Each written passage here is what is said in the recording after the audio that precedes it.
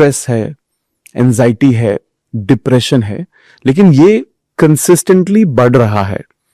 तो आपको क्या लगता है इसका सबसे बड़ा कारण क्या है?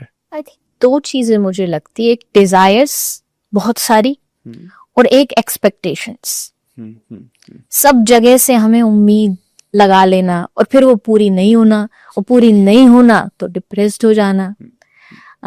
एक इंग्लिश में एक सेइंग है कि when you remove expectations from other person, you remove their power to hurt you. आपने उनसे उनकी शक्ति छीन ली, अब तू मुझे परेशान नहीं कर सकता। तू मुझे गाली भी देगा तो आई डोंट केयर, मुझे नहीं पता तू क्या बोल रहा है, क्योंकि मुझे एक्सपेक्टेशन ही नहीं है तुमसे। आपने उसकी शक्ति छीनी है और अपने आप को बलवान बनाया। हम कमजोर कब होते? जब हम उनको पावर दे देते हैं टू हर्ट योरसेल्फ। आज छोटे छोटे बच्चे भी, उसने मुझसे ऐसे बोल दिया, मेरा मूड खराब हो गया। मतलब 2 मिनट में हमें मूड खराब होने में, स्ट्रेस में जाने में, डिप्रेस होने में समय नहीं लगता, और उसका मेन रीजन दूसरे इंसान होते। उसने मुझसे ब्रेकअप कर लिया, मैं परेशान हो गया। उसने मुझसे ऊंचा बोल दिया, मैं परेशान हो गया। मैंने अपने से कुछ किया, उसमें लोग डिप्रेस नहीं हो रहे, उसमें स्ट्रेस नहीं आ रहा, सामने वाले के एक्शन से आ रहा है। तो एक तो ये एक्सपेक्टेशन मुझे लगती है एक बहुत बड़ा रीजन है। बहुत कुछ पा लेना, बहुत कुछ एक ही बार में कर देना, जो आज के यूथ में है ही। एक ही रात में उनको बादशाह बनना है, एक ही रात में उनको एलन मस्क बनना है। तो एक तो ये, और दूसरा बहुत सारी इच्छाएं, डिजायर्स जो होती हैं वो हमें अंदर से खोखला करती हैं, सोने नहीं देती, चैन नहीं लेने देती। डिजायर्स रखो, आई एम नॉट सेइंग कि आज के टाइम में आगे बढ़ना है तो कुछ ना कुछ मन में अच्छा रखना पड़ेगा, लेकिन जैसा मैंने स्टार्टिंग में ही कहा, अच्छे कर्म करने पर ज्यादा फोकस करिए, रादर देन कि आज के समय में मान लीजिए कोई एक अच्छी जॉब भी चाह रहा है, उसका एम क्या है? उसका एम खुशी नहीं है, उसका एम है सैलरी। और उसके चक्कर में 2 तरह के कर्म होते हैं। एक वो होता है कि जिसको करने में आपको मजा आता है, रिजल्ट से आपको कोई फर्क नहीं पड़ता, और एक वो होता है जिसके करने में तो कोई मजा नहीं है, बस उसका रिजल्ट थोड़ा सा ठीक है, इसलिए आप ढोए जा रहे हो, करे जा रहे हो। वो चीजें आपको स्ट्रेस में ले आती है। काम भी वो होना चाहिए, जैसे मुझे पता है आज मुझे पॉडकास्ट करना है, तो मेरे मन में वो उत्साह हो कि आज मैं जाऊंगी, कुछ अच्छी अच्छी बातें करूंगी, कुछ नया बताऊंगी, कुछ नया सीखूंगी। तो मुझे ये चीज शरीर को मेरे को थका सकती है, जरूर शरीर थकता है, बॉडी का अपना रूल है, पर मेरे मन को नहीं थका सकता। मैं रात को भी 1:30 बजे आऊंगी, मैं सुबह उठ के फिर तैयार हो जाऊंगी, क्योंकि मुझे पता है कि ये काम मेरी रुचि का है, इसको चुना भी मैंने है। किसी ने आके मुझसे जबरदस्ती फोर्सफुली नहीं कहा कि तुमको ये करना है, और मेरा इंटरेस्ट है तो उसको मैं पूरा 100% दूंगी। तो ये चीज मुझे लगता है आपको स्ट्रेस से दूर रखती है। कोई भी काम करिए, उसको इंटरेस्टिंग वे में करिए, उसको अपने दिल से करिए, और थोड़ा एक्सपेक्टेशन लोगों से, जमाने से, दुनिया से, रिश्तों से थोड़ी कम रखिए। इसी के साथ मेरा एक और कनेक्टेड है यहाँ पर, जब आपने कहा रिश्तों से, तो अब जैसे अगर आज से ठीक 10-15 साल पहले चले जाएं या 20 साल पहले चले जाएं, तो रिश्तों में उतनी खटास नहीं देखने को मिलती थी जैसे आज के टाइम में। हर कोई रिश्तों में प्रॉब्लम आ रही है, लोग अलग हो रहे हैं, तो उसका भी क्या यही कारण है, एक्सपेक्टेशंस का होना?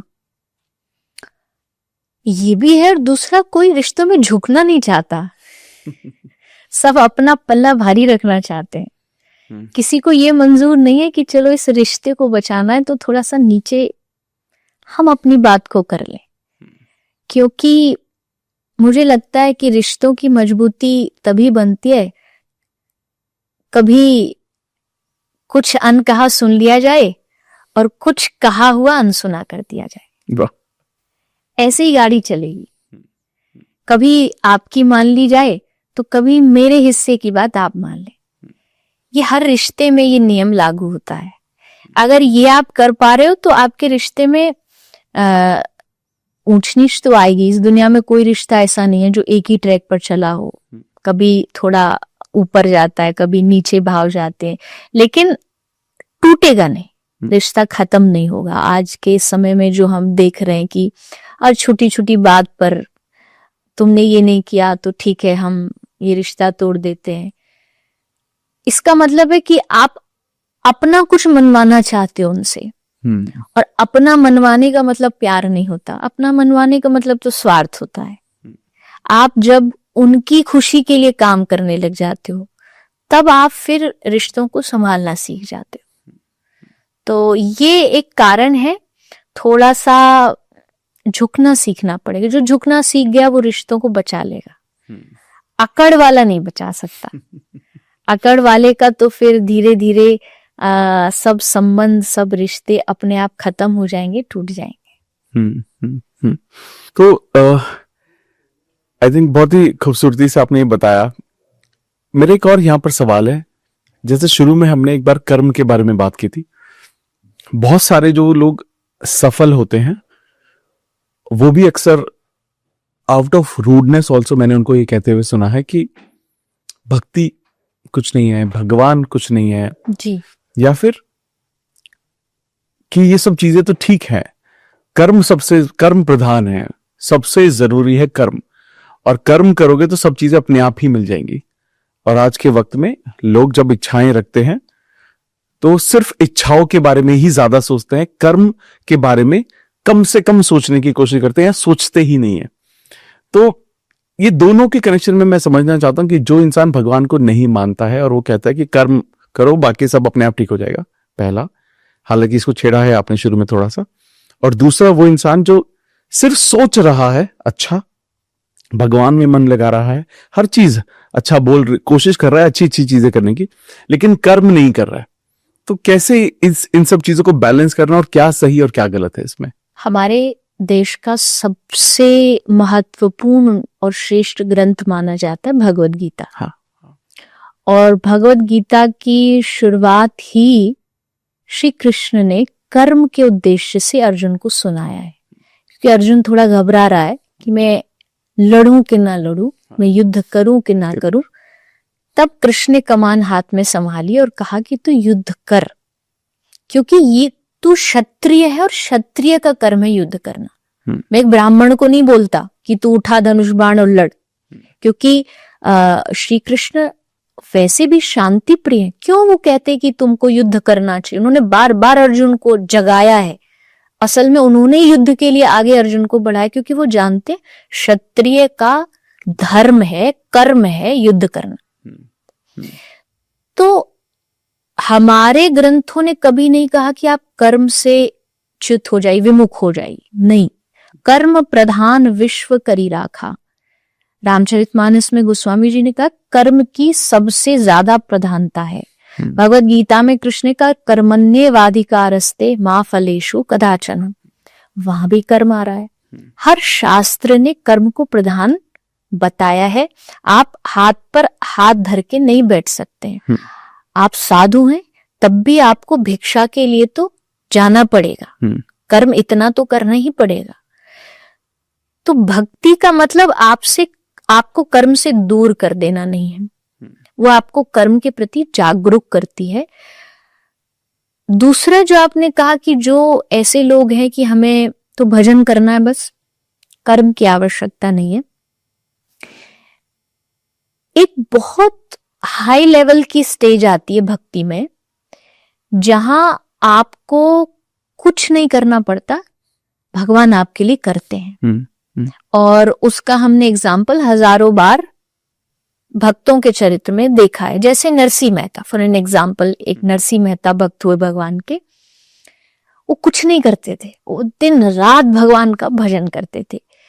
इतना भजन करते थे कि जब उनकी बेटी का शादी हुई और उनको जा करके कुछ धन धान्य देना पड़ा, उनके पास कुछ भी नहीं था। उन्होंने भगवान को जाके एक हुंडी लिख दी, संदेशा लिखते थे आपको भात भरना है।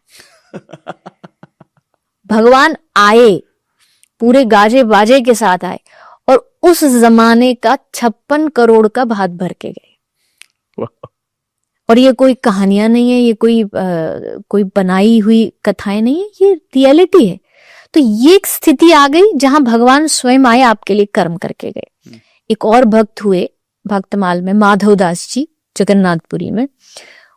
उन्होंने पूरा जीवन भगवान को भजा, इतना भजा कि उनके रोम रोम में प्रभु बस गए। लेकिन अंत समय आते आते तक उनका शरीर अस्वस्थ हो गया, शरीर बीमार हो गया। कोई साथ नहीं था क्योंकि वैरागी थे, कोई परिवार नहीं था। बहुत वोमिटिंग और मलमूत्र त्याग देना, ये सब उनके शरीर में होने लगा।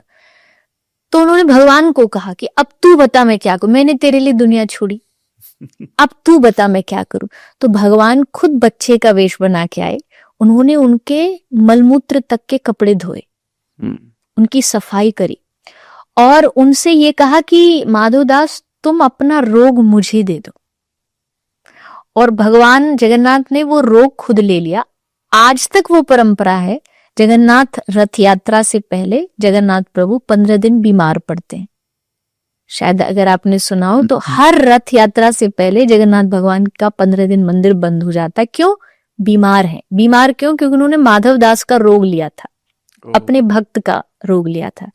तो ये भी भक्ति की स्टेज आती है कि जब आप कर्म शून्य भी हो जाते हैं, लेकिन ये आम लोगों के लिए नहीं है।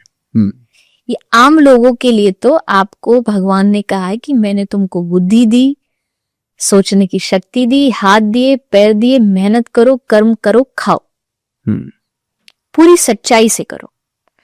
तो भगवान की भक्ति कई बार लोग इसलिए भी डरते हैं, खासकर कई बार माता पिता डर जाते हैं कि भाई बच्चे अगर भक्ति में लग गए तो कहीं बाबा जी ना बन जाए घर परिवार ही ना छोड़ दें। नहीं, छोड़ना भक्ति नहीं होता है।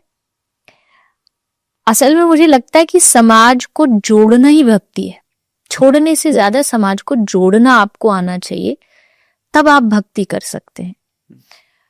और ये जो टर्म है कि आपको किस चीज को कहाँ कितना निभाना है, ये आपको आना चाहिए, तब आप असली कर्मठ माने जाएंगे। आप असली कर्म करने वाले व्यक्तित्व आपको समझा जाएगा, माना जाएगा। तो कर्म से भागिए मत, कर्म से मुंह मत मोड़िए, अपनी ईमानदारी से कर्म करिए और साथ साथ में भजन भी करिए। मैंने पहले ही बोल दिया कि सिर्फ इतना कह देना नहीं नहीं हमको भजन भक्ति की जरूरत नहीं है, ऐसा नहीं होता है। अच्छे कर्म करने का मन भी व्यक्ति का तभी होता है जब वो भक्त होता है। नहीं तो मन है ही कहाँ किसी व्यक्ति का अच्छा कर्म करने का। बताइए, आज के जमाने में अपने लिए तो ठीक है, अपने लिए तो मुझे सोचना आता ही आता है, भाई हम ये कर, लेकिन किसी दूसरे के लिए कभी सोचना आए, वो असली कर्म है। मैं कथा में बोलती हूँ कि कई बार लोग बड़ा घर बनाते हैं, बहुत महंगा फैसिलिटीज उसमें लगाते हैं, हमें ले जाते हैं, दिखाते हैं, हमने ये इटली से मंगाए, चाइना से मंगाया, ये वहां से आए, वहां से आए। मेरे मन में आता है कि तुमने अपने लिए कर दिया, कौन सी बड़ी बात कर दी। पड़ोसी के व्यक्ति की झोपड़ी बारिश में पानी में भीग रही है, उसका घर लबालब भर गया, कभी आपने जाकर के उसके लिए मदद करी? अपने घर के नौकर के लिए कभी आपने सोचा इसके बच्चे की शादी है, मैं ऐसा क्या करूं कि इसने पूरा जीवन दिया? अगर आप वो करते हो, वो बात मुझे आके गर्व से बताइए। मैंने कई करोड़ का घर बताया, ये गर्व की बात नहीं है। आप अपने बच्चे को ऑक्सफोर्ड भेज रहे हो पढ़ने के लिए, कैम्ब्रिज भेज रहे हो, बहुत अच्छा, अपने बच्चों के लिए सब करते हैं। पड़ोसी का बच्चा फटे कपड़ों से स्कूल जा रहा था, आपने क्या कभी उसको जेब में 1000 रुपए रख के कहा बेटा ड्रेस ले लेना? अगर ये आप कर रहे हो तब आप मानव हो, तब आप कर्मठ हो। तो ये चीज मुझे लगता है, ये जो सोच है, ये जो मानवता वाली, इंसानियत वाली सोच है, ये बिना भक्ति के नहीं आती है, ये कहने से नहीं आती है। आपको भजन करना पड़ेगा और साथ में कर्म करना पड़ेगा, तब आप एक पूरा पैकेज बनोगे। मानव होने का मतलब है कि आपके भीतर सारे पैकेज होने चाहिए। दया भी हो, थोड़ी सी काइंडनेस भी हो, थोड़ा प्यार भी हो, थोड़ा किसी के दर्द को देख करके मन में मासूमियत भी होनी चाहिए। पत्थर हृदय कभी भी मानव नहीं बन सकता है। एक जो सहज सरल दिल होता है, वही इंसान कहलाने के लायक होता है।